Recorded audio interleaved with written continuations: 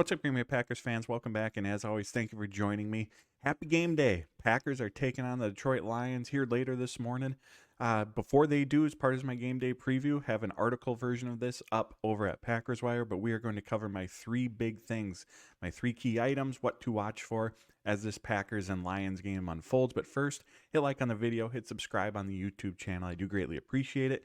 You can follow me on Twitter at Paul_Brettel, and you can find all my work over at Packers Wire. So, as I said, we're going to dive into my three big things to keep our eyes on as this game unfolds.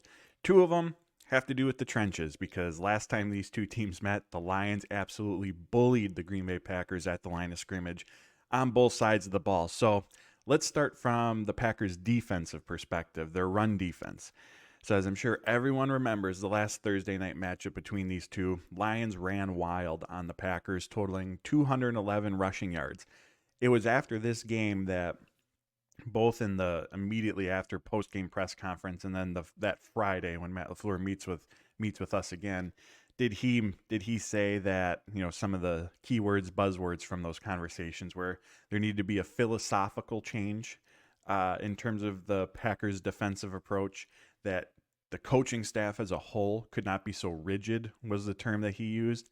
And lastly, he said, if you want to try to stop the run, you got to commit to stopping the run. Essentially, we put all that together. What is he referring to? It's that split safety look. It's what Joe Barry leans on. It's what this Packers defense utilizes heavily. And when you're in a split safety look, you're susceptible against the run. They're just from a numbers perspective along the defensive front within that front seven, there's a gap that's unaccounted for, which is why when a defense is in cover two, has a split safety look, that they're susceptible to the run game. That's one of the weak areas of that coverage of that defensive play call. So going up against a Lions team that we know wants to run the football, that was the approach that the Green Bay Packers took. And this is already not a very good run defense team, and now they're being put in a disadvantageous situation from a play call standpoint to stop the run against a team that wants to run and is really, really good at doing so. So what I think is going to happen in this game is we're going to see that pendulum swing in the other direction. I think there's definitely going to be more of a concerted effort to really try to limit the Detroit run game because that's where this begins and ends for them. This is what, like I said, this is what the Lions want to do. So I think we're going to see more cover one from Green Bay. We saw them utilize that against the Chargers, even going up against a Justin Herbert and a Keenan Allen. It was definitely a more aggressive approach from Joe Barry in that regard. But I think we're going to see them utilize that in an effort to have an additional defender near the line of scrimmage. Maybe just in general, the defense trying to shrink the field by playing with the entire unit closer to the line of scrimmage. And that'll help, but that's half the equation. Joe Barry, regardless of what the play call is, whatever he dials up, it does not matter if the execution's not there. And there's been a lot of instances this season where the execution has not been there. You give up 3 200-yard rushing games, execution isn't always there. So the players have to be gap sound, have to know their assignments, have to make tackles, need everybody swarming to the football. Matt LaFleur, after that Steelers game, again, another 200-yard performance on the ground for a Packers opponent, he said afterwards, it's not like we were hanging out in cover two the entire game. They played cover one, committed an additional defender to the box, and then you go back and watch the tape, and there's two guys in one gap, leaving one exposed, leaving a running lane open. Again, the execution of whatever the play call is has to be there. And it's like I said, it's not just putting the guys in position. That's obviously a very, very important part of it, but they need to then go out and execute. Missed tackles the last few weeks have been prevalent. I will say against the Chargers, the run defense collectively was improved. But again, that's not a strong run game that they were up against. The Austin Ekeler 37-yard run that he had, that was a product of a missed tackle by Devontae Wyatt in the backfield. Initially, that play was the players were positioned well to make a play on that. They just didn't. So again, sound tackling, shedding blocks, being in the right gap, assignment sound, all of that's going to be critical. And like I said, I think we're going to see the Packers kind of swing that pendulum in the other direction compared to the last time these two teams met. and play with an extra defender near line of scrimmage to really try to stop this Lions run game. Again, a sign of dominance in football is when you can do something when the opponent knows that that's what you want to do. And that's what the Lions do in the run game. They have the 5th most rush attempts per game coming into the season. David Montgomery, Jahmyr Gibbs. Like I said, defenses know what the Lions want to do, how they want to execute. They do a very good job of mixing things up, throwing eye candy at the opposing defenses. It's not as if they're just in I formation running between the tackles, of course, but that's their MO. That's what they want to establish. And then once they get that ground game cooking, Jared Goff has been one of the best in football off of play action. He's 5th in completion percentage, 3rd in total yards, 10th in yards per attempt, all off play action. And Joe Barry mentioned that he's one of the best at selling the play action fake. So getting the defenders to commit to the run based on the selling of it, how he goes about the process before, as the play's unfolding. So that's going to be a really important component. And if you're going to commit an extra defender to help in the run game, there's give and take. That means you're leaving yourself a bit exposed on the back end. You're going to have only one safety. You're going to have your cornerbacks in more of a one-on-one matchups than when you're in your split safety look where there's that additional help on the back end. So there's give and take with all of this, but Joe Barry said it best. For this Lions team, even though they do have Amon-Ra St. Brown, him and Jared Goff, obviously a very good 1-2 punch. They have that ability to generate big plays. Jameson Williams back in the lineup. But it all starts with the run game for them. And if you're going to commit to trying to take something away, and it doesn't mean you're going to be successful in it, but you got to try, it's the run game. That's what you have to try to take away. Now let's flip to the other side of the ball.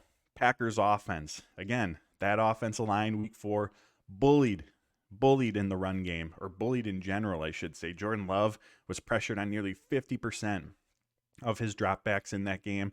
Packers running backs averaged under 3 yards per carry. Lions run defense as a whole has been one of the best in football, allowing just 3.8 yards per rush this season.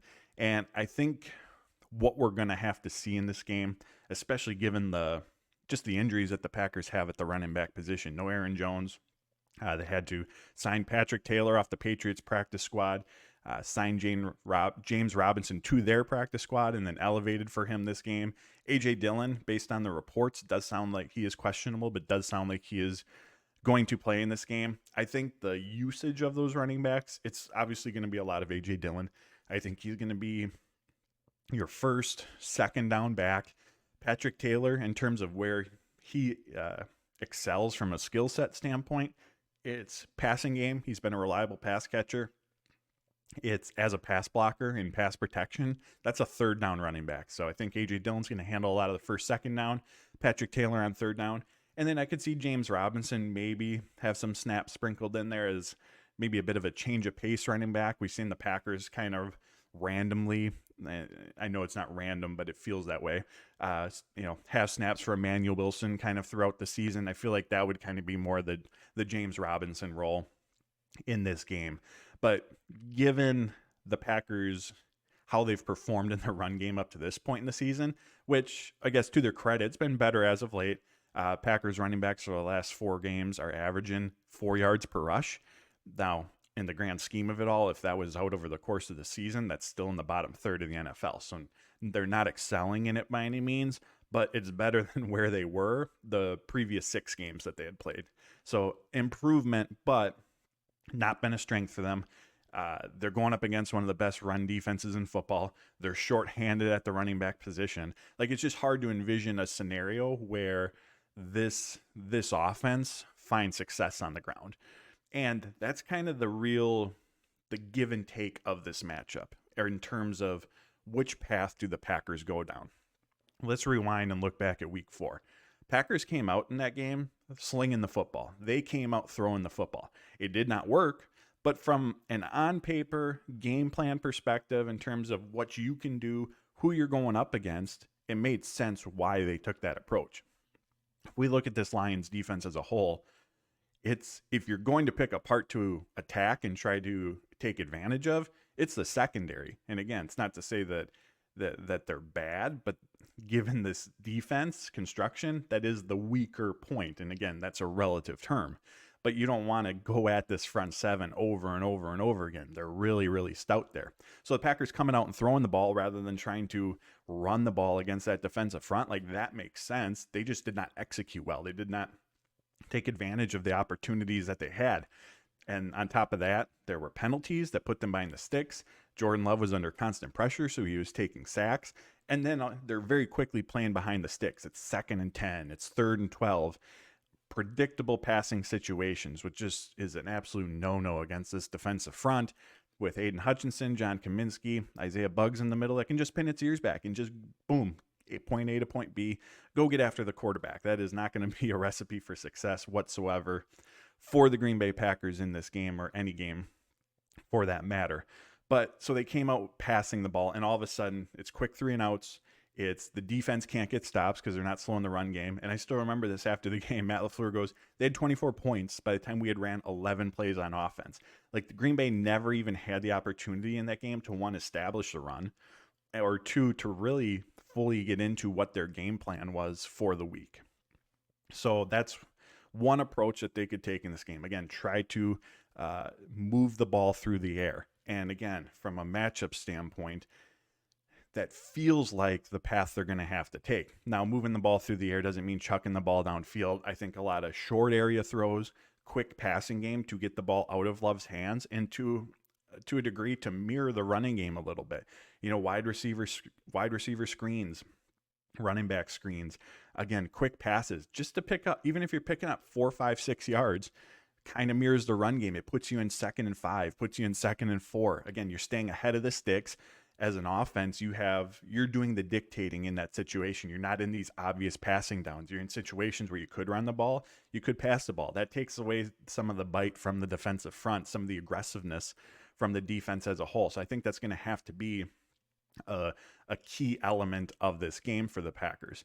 Now, on the flip side, and as we saw in week 4, you can't become one-dimensional against this unit for the reasons mentioned. They're really, really good at getting after the quarterback. I think the Lions have the 6th best pressure rate in football. Aiden Hutchinson's obviously been one of the best individually at getting after the quarterback. Like, if you're going out there and those guys are just able to tee off on the Packers offensive line, again, not something that's going to end well for this Packers team. So that's the balance that they have to strike here. You can't become one-dimensional and only throw the ball, although on paper, that probably is going to be the Packers' best path to moving the ball consistently down the field. There has to be some sort of concerted effort to try to get the run game going. So as we talk through this, you can see the real challenge that the Green Bay Packers have in this matchup here. A key element as well in this game is going to be the yards after the catch ability. Packers were excellent at that against the Chargers this past Sunday. They had 198 yards after the catch. That's by far their most that they've put together in a single game this season. Before that, it was 153, which came all the way back in week 1 against the Bears. They're going to have to generate explosive plays with yards after the catch. Because again, from a pass protection standpoint, I don't know how much time Jordan Love's going to have in the pocket to have some of those longer developing routes unfold. It's likely, like I said, going to have to be the quick game, ball in space, generating chunk plays with yards after the catch. And one other or a couple other things I'll point out here is, I was talking to Josh Myers on Tuesday, and from a run game perspective, I said, don't expect you to delve into the game plan, obviously, but what has to be different? What has to change this time around?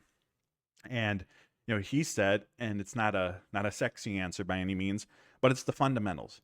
And that's a lot of what this is for the offensive line, for the team in general. It's executing on the basics, doing the little things correctly, and building upon that. And not just the individual player, but everyone on that collective offensive line, all doing the little things correctly, having your hands in the right spot, firing off the ball, getting to your landmarks, playing with a physicality. All of those things are areas that this group as a whole needs to continue executing on better. And against this defensive front, that doesn't mean that there's going to be, success or guaranteed success, but at least puts you in a better position to have that opportunity for success. And then Myers also mentioned it's not just I mentioned Aiden Hutchinson, Kaminsky, Buggs. It's not just the personnel that the Lions have, but it's the X's and O's. It's the scheme and how these guys are utilized that also contributes to just how disruptive they've been. Myers talked about how well they disguise coverages, how they switch up blitzes, how they utilize a variety of personnel. I equated it to on the radio yesterday to, we hear about the illusion of complexity on offense for the Green Bay Packers, that eye candy, that stuff that's there to cause chaos, cause confusion for the defense with a lot of pre-snap movement, different looks, different alignments. That feels like what Myers was describing that the Lions do. On the defensive side of the ball, a lot of pre-snap different looks, a lot of pre-snap movement, again, to cause additional chaos, cause confusion. And then you have really, really good players executing on all of that. And that's how you get this Lions defense that they have right now. So again, it's going to be a really difficult matchup for the Packers.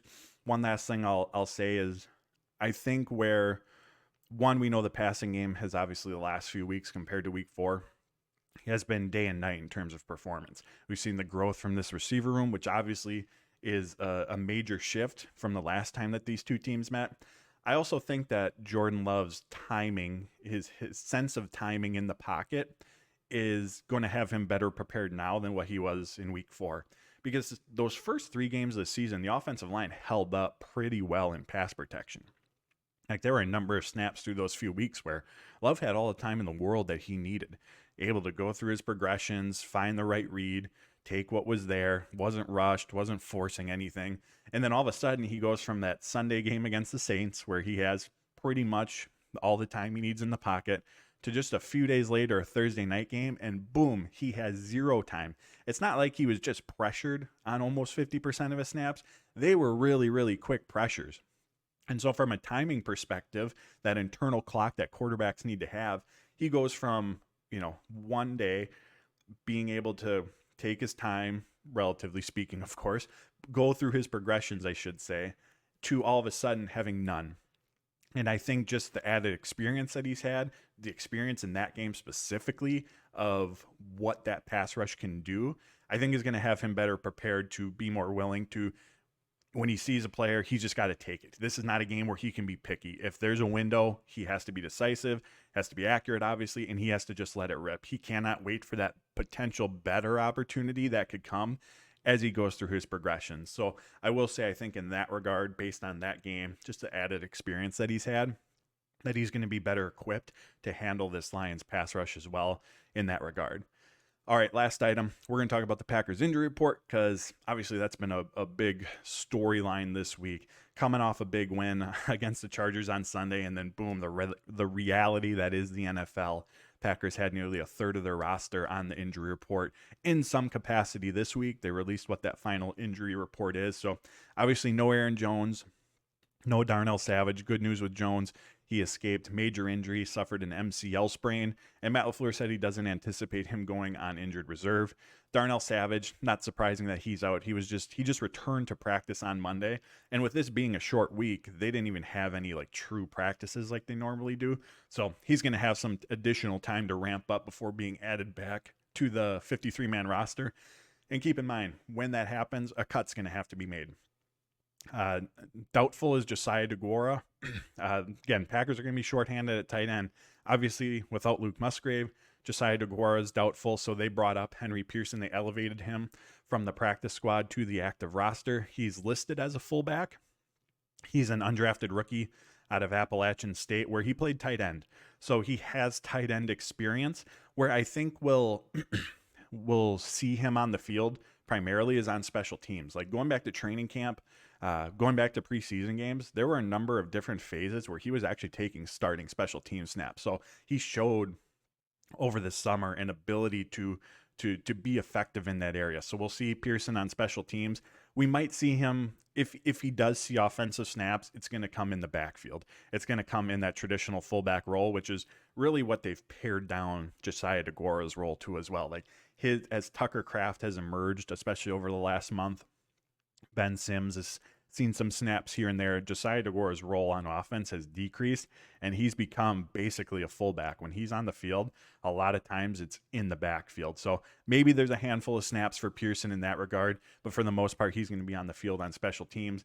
Tucker Kraft is going to step in for Luke Musgrave in that tight end one role.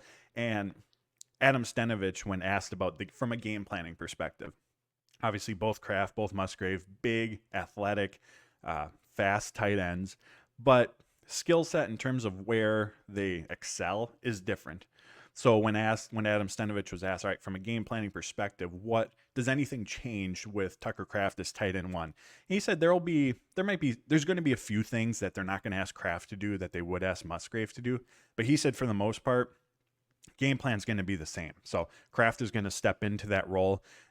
He hasn't been targeted much in the passing game, and where he excels is what we saw on Sunday against the Chargers. That, starting out as a blocker, sneaking out to the flat, that yards after the catch opportunity, like that's what he was, a yak monster during his time at South Dakota State. Like that play on Sunday is what he did a lot of in college. So we're going to see more of him, obviously, out on some deeper routes. We're going to see more of him out on the boundary, which Luke Musgrave was asked to do as well.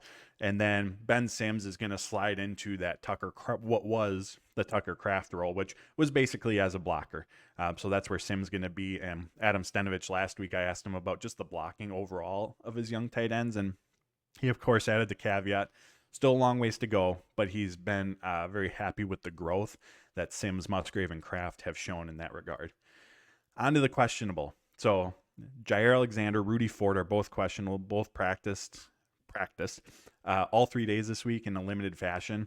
And going back to what I was talking about earlier with the run defense, again, if you're committing an extra defender, you're leaving your cornerbacks, your safeties on a bit of an island to a degree, because there's a defender up front versus on the back end. So obviously, if you can get Jair Alexander back, if you can get Rudy Ford back, that's going to help provide additional stability for you on the back end, where there's probably going to be more one-on-one matchups in this game. And going up against an Amon-Ra St. Brown, Jair, from a skill set standpoint, he's really the only one in this cornerback room right now where you would feel comfortable, as comfortable as you can with him lining up on St. Brown. St. Brown has been excellent this season. Like I said, him and Goff have formed a very, very formidable 1-2 punch. And then Rudy Ford on the back end flies under the radar, but I talked about it this summer as the safety battle was going on. I always felt that starting job was going to go to Rudy Ford because he puts the word safe in safety. He's been reliable from a coverage standpoint, from a tackling and run defense standpoint. So getting those two back in this game, like I said, if you're going to commit an extra defender to help in the run game, having the support from Alexander, from Ford on the back end is going to be huge. Devondre Campbell's listed as questionable. Good news, on Wednesday's practice, he was a full participant. So typically when a player comes off a full participant, participant, on Fridays, that's a good sign that he's going to play. A.J. Dillon, questionable. Jordan Schultz reported on Wednesday night that he is expected to play. And I was kind of always under that assumption, even seeing him pop up on the injury report. Like, if there were, to me, trying to read the tea leaves, if there was true concern about whether or not Dillon was going to be available, I feel like there would have been another move made at the running back position.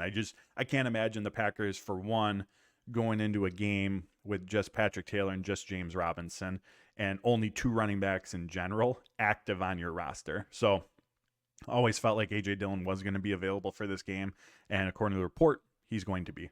Last one, Dontavian Wicks, questionable, still in concussion protocol, but perhaps to give us a sliver of hope that he will be out there. He was a limited participant in Wednesday's practice, but as far as I know, he still has to clear concussion protocol. It's impossible to really guess where he's at, if he's going to be available. Everybody goes through that process when dealing with a concussion differently in terms of their recovery time, what the severity of it was. There's just a number of variables where it's impossible to know whether he's going to be out there or not. Good news is Jaden Reed does not have an injury designation after popping up on the injury report on Tuesday with a chest injury that he suffered during Sunday's game against the Chargers. And the catalyst over these last few weeks behind the Packers' surge on offense has been Musgrave, Wicks, and Reed. And they're without Musgrave. They could be without Wicks. Like I said, good news, they'll at least have Jayden Reed. But just as things are really starting to pick up for this unit, again, they get hit with injuries and could be shorthanded at that skill position, at that receiver position, which has been so good at generating chunk plays for this offense. Like Musgrave, Wicks, and Reed, they brought that much needed element to this offense. Like over the course of the season, there was a lot of things that were going wrong. There was a lot of things that were missing, but that big playability was one of the big things that was missing. It's a tough life to live in the NFL if you have to go 10, 11, 12 plays every single drive to try to score. It's defenses at that point, they don't fear the deep ball. They're shrinking the field, makes moving the ball via the run game, short area, intermediate throws, over the middle. All of that becomes more challenging because things are more condensed. There's less space to operate within. So those three have helped create better spacing, obviously generated chunk plays to help with scoring opportunities. So hopefully Dontavian Wicks can go, but again, he's still questionable in concussion protocol as far as I know. Like I said, good news. Jayden Reed will be out there. And as I mentioned when talking about the offensive side of the ball, the quick game, the ability for Wicks, Reed, Watson, Dobbs, whoever gets their hands on the ball to generate yards after the catch, that's where the Packers' big playability is going to have to come from against this Lions team. So there you have it, my friends. Those are my three big things before the Packers take on the Detroit Lions later today. As always, I appreciate you tuning in. Hit like on the video, hit subscribe on the YouTube channel. I greatly appreciate it. You can follow me on Twitter at Paul_Brettel, and you can find all my work over at Packers Wire. So until next time, friends, take care, stay safe, enjoy the game, and go Pack.